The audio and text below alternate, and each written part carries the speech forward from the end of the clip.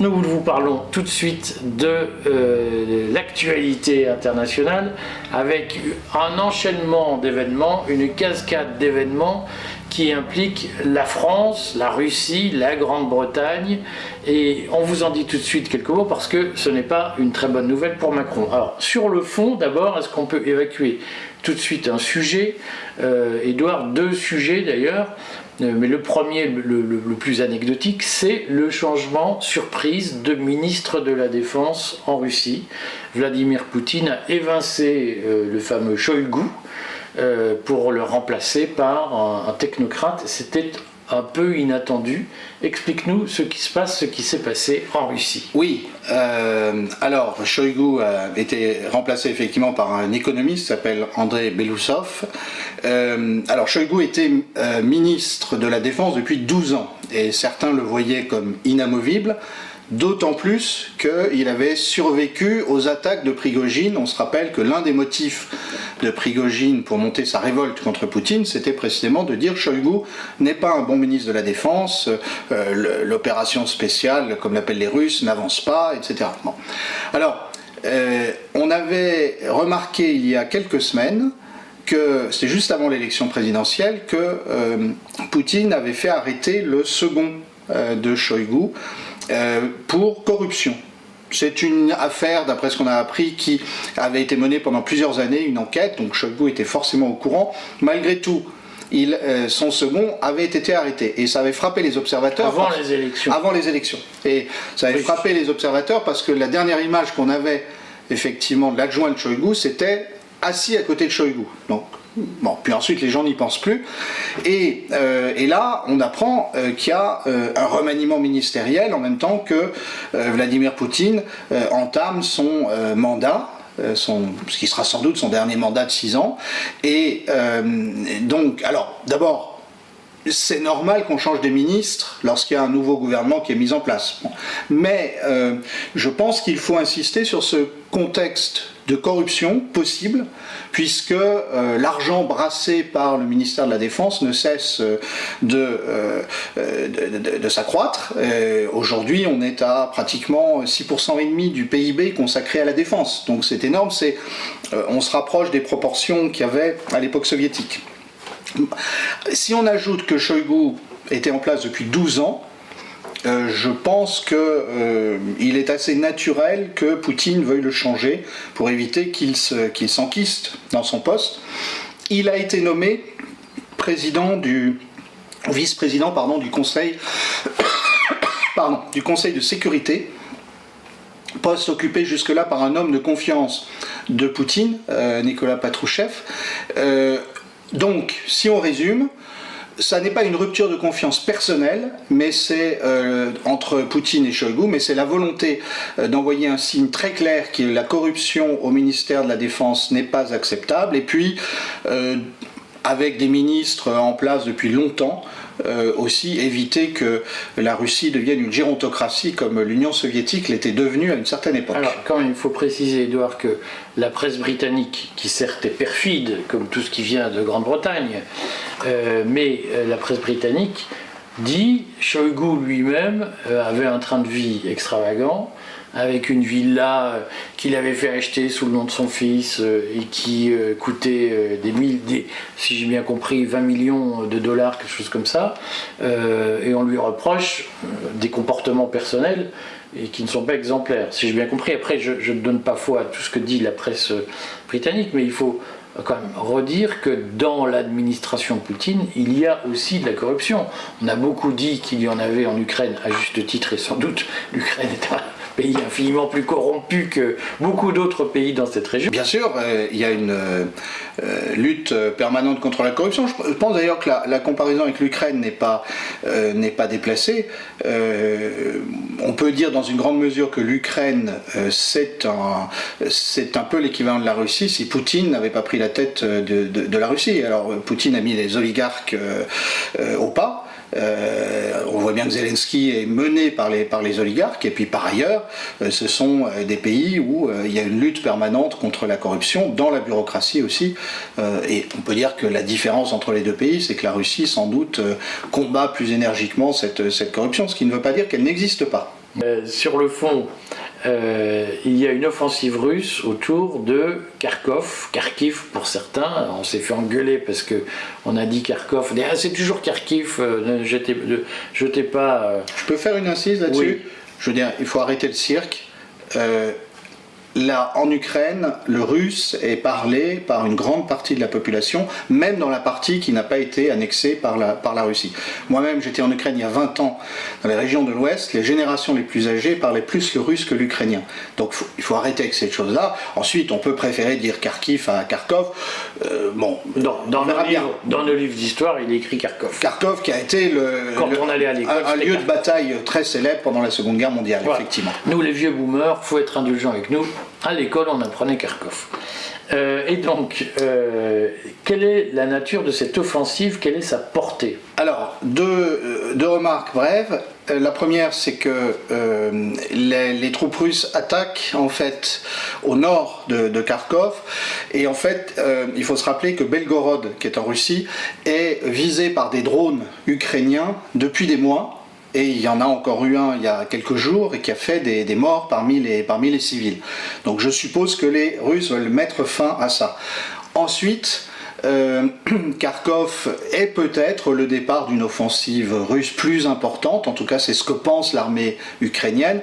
Il est certain que l'armée ukrainienne est à bout de souffle sur plusieurs fronts, que les recrutements sont difficiles et il se peut que les Russes aient pensé que c'était l'endroit où attaquer pour déstabiliser l'armée ukrainienne, en tout cas en début d'offensive.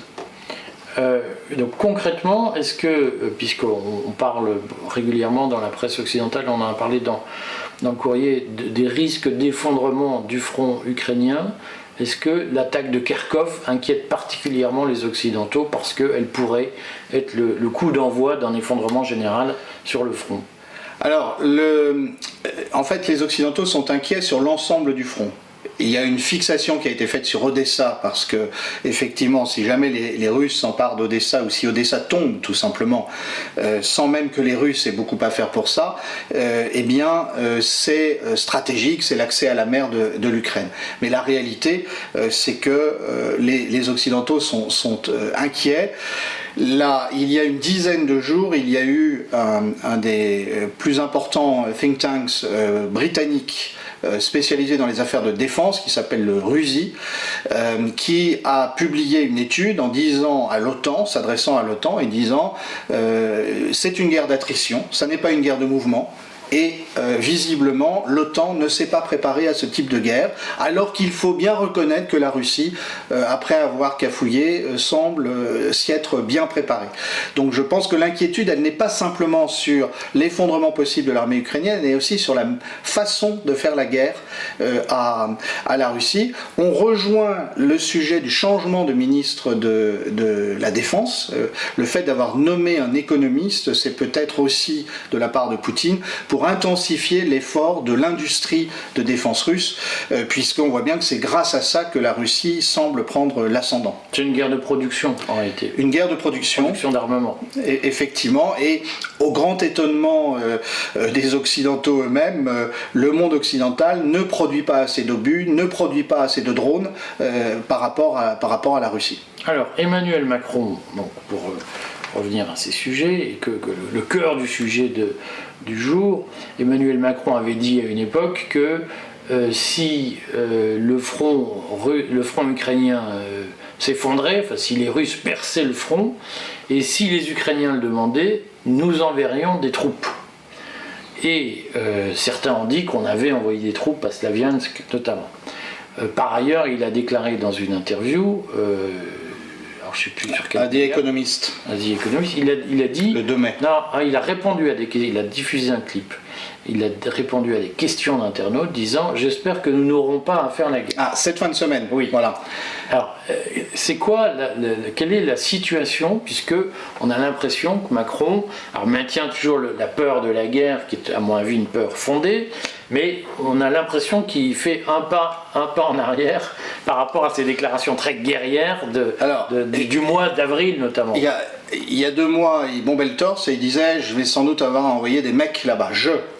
Et là, cette fin de semaine, c'est à quoi tu fais allusion, il a dit « J'espère que nous », et quand il disait « nous », c'est les Européens, « nous n'aurons pas à nous impliquer ».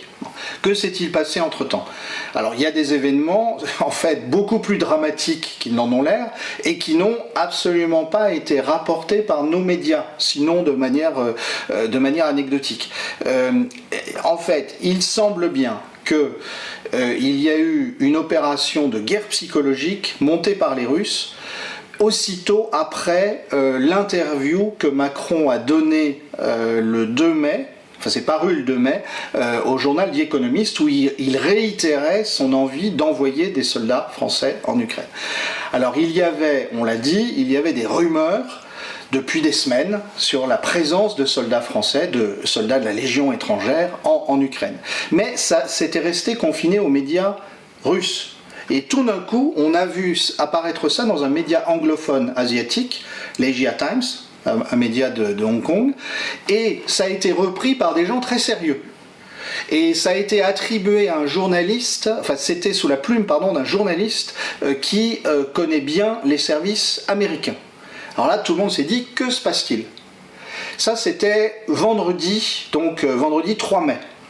Et puis, ça se diffuse pendant la fin de semaine, et le lundi, le ministère des Affaires étrangères russe, je dis bien des Affaires étrangères, mais visiblement en concertation avec le ministère de la Défense, annonce qu'il y aura des manœuvres avec des armes nucléaires tactiques russes. La date n'a pas été précisée, mais c'est imminent. Et dans son justificatif, le ministère des Affaires étrangères explique que c'est parce que Macron fait des déclarations belliqueuses, parce que David Cameron, le ministre des Affaires étrangères britannique, lui aussi a provoqué en disant qu'il fallait que les armes livrées frappent le territoire russe en profondeur. Et puis, il y a enfin la mention d'un certain nombre de déclarations américaines. Mais ce qui est très intéressant, c'est que c'est Macron qui est mis en avant. On apprend le même jour que l'ambassadeur de France à Moscou, M. Pierre Lévy, est convoqué au ministère des Affaires étrangères russe, et on apprend dans la foulée qu'il assistera à l'inauguration du président Poutine qui a eu lieu le 7 mai. À la grande surprise de tous ses collègues européens, puisque normalement il aurait dû y avoir une concertation. Donc visiblement, il s'est passé quelque chose. Il faut redire que nous contestions la légitimité de cette élection. Voilà. Et donc il y avait une forme de non-reconnaissance du nouveau mandat de Poutine. Et Pierre Lévy prend tous ses confrères ambassadeurs de l'Union européenne à contre-pied, puisqu'il y va. Alors, que s'est-il passé? Et c'est là qu'on doit se poser la question, et en fait, poser la question, c'est commencer à y répondre. Est-ce qu'il n'y a pas eu une franche reculade du gouvernement français qui, devant l'annonce de manœuvres nucléaires et devant le communiqué du ministère des Affaires étrangères russe, a d'abord essayé le déni. Le ministère des Affaires étrangères lundi dit non, c'est pas vrai, tout ça c'est des rumeurs, il n'y a pas de soldats français. Et puis après, on essaye de dire c'est quand même trop injuste que notre ambassadeur ait été convoqué comme ça, les Russes instrumentalisent la diplomatie, je ne sais pas trop ce que ça veut dire, mais enfin bon voilà, c'était ce qui était écrit, et surtout il va assister à l'inauguration de Poutine. Tu as fait un grand article pour dire que c'était en plus une inauguration menée avec faste. Ça avait de la gueule. Voilà, et donc entre nous, je plains Pierre Lévy qui est un atlantiste convaincu de s'être retrouvé là alors qu'il n'avait pas l'intention d'y aller. Peut-être qu'il aime bien les beaux uniformes, et ça va à côté guerre napoléonienne. Voilà, en tout cas, les Russes ont dû avoir le sourire en le voyant assis. Et mon hypothèse, c'est que Macron a dû reculer, c'est-à-dire qu'il parlera peut-être au pluriel, nous, de manière un peu hypothétique, mais je peux me tromper, hein, d'ailleurs je le dirai si je me suis trompé, mais pour moi, l'histoire d'envoyer les soldats français en Ukraine, on ne va pas en entendre parler avant très longtemps. Alors, est-ce que, si je traduis ce que tu viens de dire, est-ce que concrètement, les Russes ont menacé la France, Emmanuel Macron, et on le sait, on en dirait quelques mots des sources qui évoquent ce sujet, et la Grande-Bretagne, est-ce qu'ils les ont menacés d'élever le conflit à un niveau nucléaire pour les dissuader d'envoyer des troupes? Oui, puisque dans le communiqué du ministère des Affaires étrangères russe, il est dit que les déclarations du président français, M. Emmanuel Macron, sont particulièrement dangereuses et irresponsables, étant donné qu'il s'agit d'une puissance nucléaire s'adressant à une autre puissance nucléaire. Je pense qu'on peut difficilement être plus explicite, sauf à passer à l'action. Et en tout cas, c'est comme ça que ça a été perçu à Paris. Est-ce que, de ton point de vue, Emmanuel Macron a eu la tentation de passer outre et d'aller à la confrontation avec la Russie, et l'état-major lui a dit « Non mais monsieur, on ne fait pas comme ça ici », ou est-ce que lui-même s'est dit « Oups, là, la cour de récré c'est fini, je rentre dans le monde des adultes et il faut que je me calme ». Alors, nous n'avons pas plus d'informations sur les réactions de l'état-major. Moi, j'ai vérifié tout ce qui était les déclarations faites par les uns et les autres. Par exemple, on avait vu passer dans un article que l'Élysée avait démenti la présence de troupes en Ukraine. Non, c'est pas l'Élysée qui l'a fait, c'est le ministère des Affaires étrangères. Bon, mais il y a un fait pour moi décisif. C'est la présence de Xi Jinping. Et alors, il faut se rendre compte de ce que ça veut dire, c'est-à-dire que les Russes font consciemment publier ce message en pleine visite de Xi Jinping en France. Et alors que Macron vient de dire à la presse qu'il est très content parce que Xi Jinping s'est engagé à ne pas livrer d'armes à la Russie. Et là, les Russes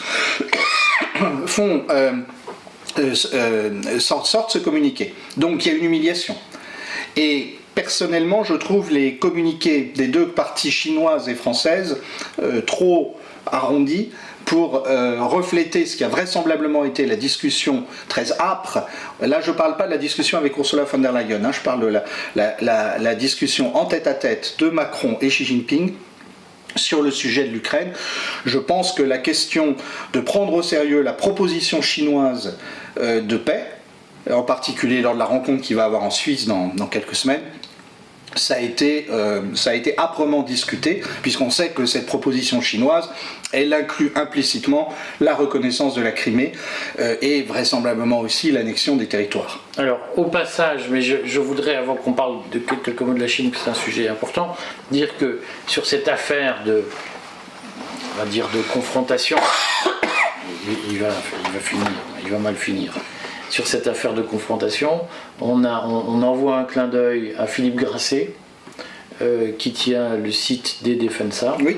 Et je dois te dire que je le dis avec émotion, puisque quand j'étais petit, c'est-à-dire j'avais 10 ans, 11 ans, j'aimais bien lire un journal qui ressemblait un peu à François de l'époque, qui s'appelait La Meuse. Et Philippe Grasset tenait une chronique Affaires étrangères dans La Meuse. Il a fait un très bon article dans des Defensa.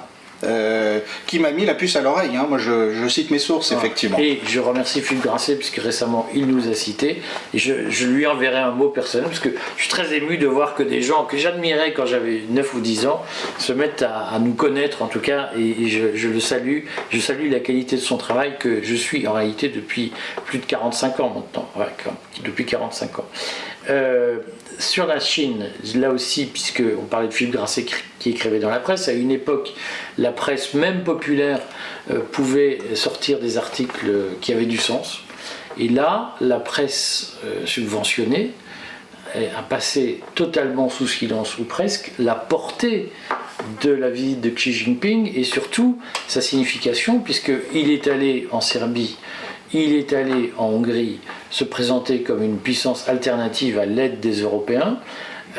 Et j'ai lu un article scandaleux du Monde, qui mérite bien son surnom de l'immonde, qui est de l'ordre du sous-article, de sous-opinion dénigrant la position de la Chine sur des bases, mais d'une bêtise absolument ahurissante. À une époque, Le Monde était un journal de référence, maintenant c'est quand même un journal de déférence vis-à-vis du pouvoir. On peut rappeler d'ailleurs au passage que dans les années 50, sur tous ces sujets de politique étrangère, Le Monde d'Hubert Beuve-Méry n'était pas aimé, mais était respecté parce qu'il prônait la neutralité dans la guerre froide.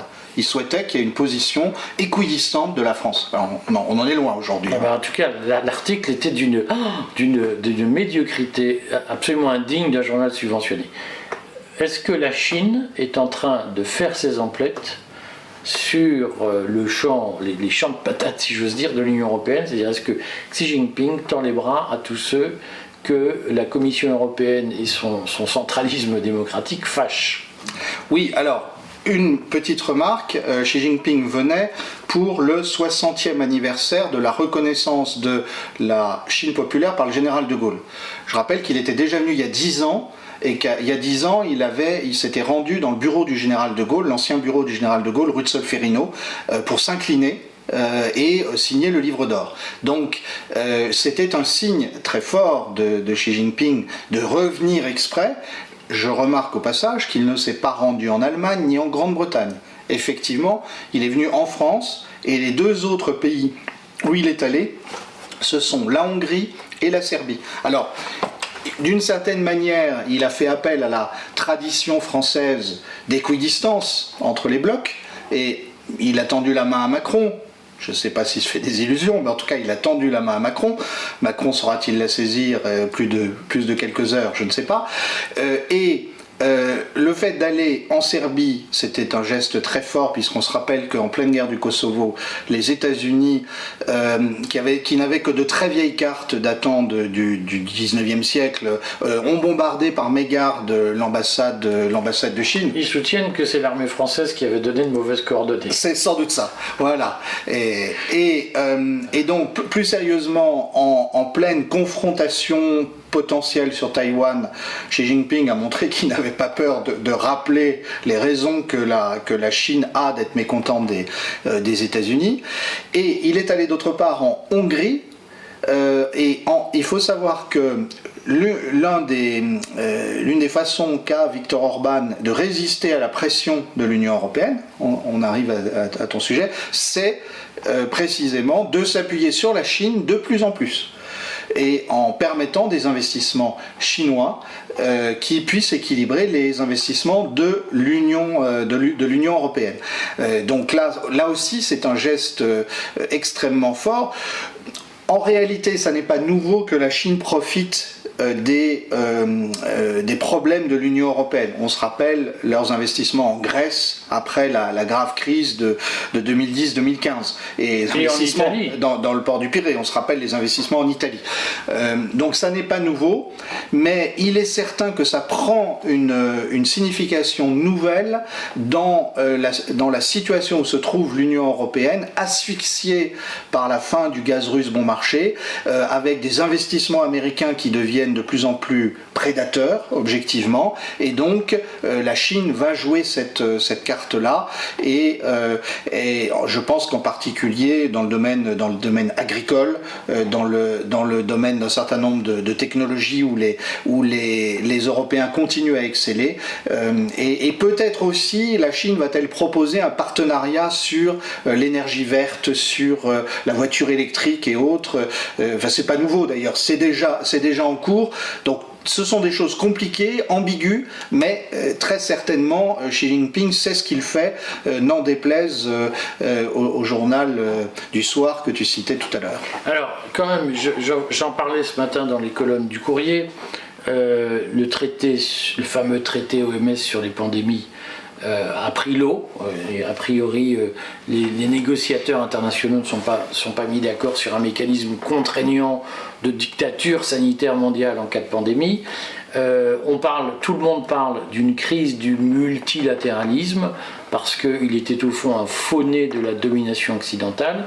Est-ce que tu penses, Édouard, que la Russie et la Chine sont en train, de fait, à la fois implicitement et explicitement sur certains aspects, sont en train de torpiller le multilatéralisme dominé par l'Occident? Alors, Rappelons que la Russie et la Chine ont toujours été ambiguës. La Chine, par exemple, a été très présente à l'OMS avec l'idée, la Chine a contribué à cette volonté de dictature sanitaire mondiale. Rappelons que la Russie, depuis la période soviétique, a toujours joué le multilatéralisme. Il est certain qu'aujourd'hui... Y compris sanitaire. Y compris sanitaire. Il est certain qu'aujourd'hui, les deux pays sont devenus de plus en plus méfiants et mettent l'ONU et ses succursales, ou ses filiales, au pied du mur, donc l'OMS en fait partie, en disant est-ce que vous êtes simplement le lieu, la chambre d'enregistrement des Occidentaux, et en particulier dans le cas de l'industrie pharmaceutique, des entreprises occidentales, ou bien est-ce que vous jouez votre rôle impartial à l'échelle de la planète? Et je pense que c'est un débat qui va remonter jusqu'au Conseil de sécurité de l'ONU. Hein. Bon, concrètement, quand même, pour Emmanuel Macron, c'est une période noire, parce qu'on se souvient qu'il avait commencé la campagne électorale avec son premier meeting de Valérie hier en expliquant la Russie nous menace, il faut soutenir l'Ukraine, ça n'a pas bien pris. Alors, tu t'étais demandé si ça allait marcher, et tu pensais que ça pouvait marcher, mais visiblement, ça n'a pas marché. C'est vrai que je pensais qu'il y aurait une grande crise en Ukraine organisée pour justifier un durcissement des positions bloc à bloc. Et donc Macron se retrouve sans argument. Donc on a vu cette fin de semaine, il a changé. Maintenant, il veut débattre avec Marine Le Pen. Attal va débattre avec Bardella. Et il va falloir démasquer le Frexiteur qui se cache derrière Jordan Bardella. Il a du boulot. S'il y en a 3 ans devant nous. Il y a quand même un vrai sujet, c'est quel est l'enjeu aujourd'hui d'une victoire du RN, l'enjeu d'une défaite de Renaissance aux élections. Certains disent qu'on fait monter Bardella dans les sondages pour pouvoir dire « Ah, il a fait moins bien en bout de course que ce qu'il aurait dû faire, c'est une défaite ». Est-ce que tu crois à ce phénomène ? C'est certainement une tactique sondagière, et de même que tout va être fait pour pousser dans les sondages Valérie Ayé le plus longtemps possible. Mais enfin, les situations ont quand même l'air assez figées, avec un bloc prêt à voter pour le Rassemblement national, en particulier dans l'électorat populaire, et puis un bloc macronien qui se rétrécit. Merci Édouard, à bientôt.